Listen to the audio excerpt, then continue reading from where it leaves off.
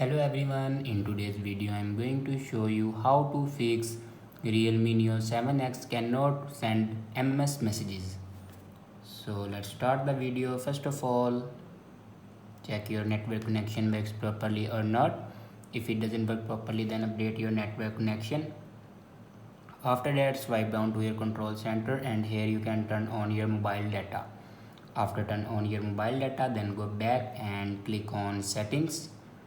In settings, scroll down and click on apps and then click on app management. Now scroll down and click on messages app and click on storage usage. Now here you can clear the cache memory of your messages app. After clear the cache memory, then go back to the main page of your settings and click on system and update. Now click on backup and reset and click on reset phone.